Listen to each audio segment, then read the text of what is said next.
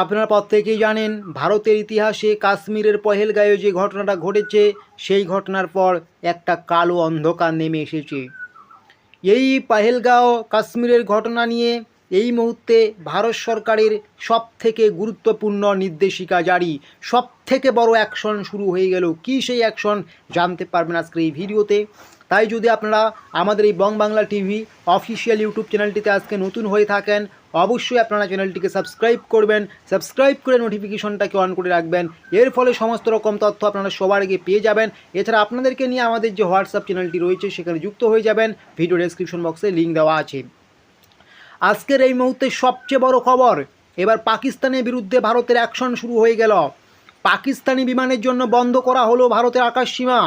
পহেলগাঁও হামলার আবহে গত বৃহস্পতিবার ভারতীয় বিমানের জন্য নিজেদের আকাশসীমা বন্ধ করেছিল পাকিস্তান। 6 দিন পরে সেই একই পদক্ষেপ করলো ভারতও। জানা গিয়েছে আপাতত 24শে মে পর্যন্ত পাক বিমানের জন্য বন্ধ থাকবে ভারতের আকাশসীমা।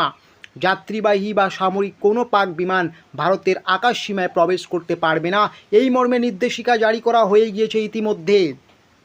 আপনারা জানেন ভারতের ইতিহাসে কালো দিন 22শে এপ্রিল পহেলগাঁওয়ে জঙ্গি হামলায় মৃত্যু হয়েছে 26 জনের। একজন স্থায়ী ছাড়া সকলেই জম্মু কাশ্মীরে ঘুরতে যাওয়া পর্যটক। তদন্তে উঠে এসেছে নিরীহ সাধারণ মানুষের উপর সন্ত্রাসবাদী হামলা চালিয়েছে পাক মদতপুষ্ট জঙ্গিরা। এরপরই পাকিস্তানের বিরুদ্ধে একাধিক পদক্ষেপ করে দিল্লি, যার মধ্যে রয়েছে সিন্ধু জলবণ্টন চুক্তি স্থগিত করা, পাকিস্তানিদের ভিসা বাতিল করা, দূতাবাসের কর্মী কমানো ইত্যাদি ইত্যাদি। পাল্টা ভারতীয় উড়ান সংস্থাগুলিকে নিজেদের আকাশ সীমায় প্রবেশ করতে না দেওয়ার সিদ্ধান্ত নিয়েছিল কিছুদিন আগে পাকিস্তান। তারই পাল্টা নিল এবার ভারত। এই রকম সিদ্ধান্তে পাকিস্তান কিন্তু বড় বিপদের সম্মুখীন। পাকিস্তানি বিমানকে কিন্তু আর ভারতে প্রবেশ করতে দেওয়া হচ্ছে না। ভারতের এই সিদ্ধান্তকে আপনারা কোন নজরে দেখছেন সেটা কিন্তু অবশ্যই জানাবেন, এবং যদি আপনি সত্যি ভারতকে ভালোবাসে থাকেন অবশ্যই কমেন্ট বক্সে মাই লাভ ইন্ডিয়া লিখে একটু জানাবেন।